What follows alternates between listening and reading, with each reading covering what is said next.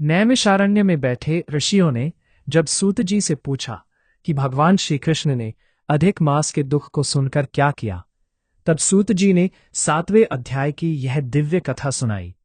सूत जी बोले, हे मुनियो, यही प्रश्न नारद जी ने भी भगवान नारायण से किया था और अब मैं वही उत्तर आपको सुनाता हूं।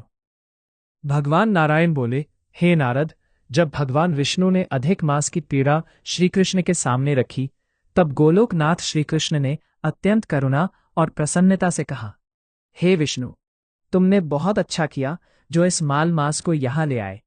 अब इसका उद्धार निश्चित है। भगवान श्रीकृष्ण ने आगे कहा, जिसे तुमने स्वीकार किया है उसे मैंने भी स्वीकार किया। आज से मैं इसे अपने समान महान बना देता हूं। मेरे जितने भी गुण, यश, ऐश्वर्य और महिमा है, वे सब मैं इसे प्रदान करता हूं। अब से यह माल मास नहीं बल्कि पुरुषोत्तम मास के नाम से प्रसिद्ध होगा। उन्होंने घोषणा की, आज से मैं स्वयं इसका स्वामी हूं। यह सभी महीनों में श्रेष्ठ और पूजनीय होगा। जो भी श्रद्धा से इस मास में व्रत, जप, दान और पूजा करेगा, उसके सभी दुख, पाप और दरिद्रता नष्ट हो जाएंगे। भगवान ने आगे इसकी महिमा बताते हुए कहा, अन्य मासों में किए गए पुण्य सीमित फल देते हैं, परंतु इस पुरुषोत्तम मास में किया गया एक छोटा सा पुण्य भी करोड़ों गुना फल देता है। जो मनुष्य इस मास में भक्ति करता है, वह बिना कठिन तपस्या के ही मेरे परम धाम को प्राप्त कर सकता है। उन्होंने यह भी कहा, जो लोग इस मास का अनादर करते हैं, धर्म कर्म नहीं करते, स्नान, दान और जप से दूर रहते हैं, वे दुर्भाग्यशाली होते हैं और उन्हें जीवन में दुख ही मिलता है। परंतु जो श्रद्धा और विश्वास से इस मास का पालन करते हैं, उन्हें धन, संतान सुख और अंत में मोक्ष की प्राप्ति होती है।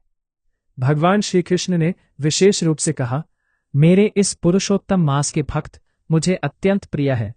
उनके छोटे से प्रयास पर भी मैं प्रसन्न हो जाता हूं और उनकी मनोकामनाएं शीघ्र पूरी करता हूं। उनके दोषों को भी मैं नहीं देखता। उन्होंने आगे निर्देश दिया, जब भी यह पुरुषोत्तम मास आए, तब सभी को अपनी शक्ति के अनुसार स्नान, पूजा, जप और दान अवश्य करना चाहिए। यही सबसे श्रेष्ठ साधन है और यही जीवन को सफल बनाने का सरल मार्ग है। अंत में भगवान श्री कृष्ण ने विष्णु से कहा, अब आप इस पुरुषोत्तम मास को साथ लेकर वैकुंठ लौट जाओ और इसे जगत में स्थापित करो, ताकि सभी लोग इसका पालन करें और इसका लाभ प्राप्त करें। भगवान श्री कृष्ण के ये वचन सुनकर भगवान विष्णु अत्यंत प्रसन्न हुए।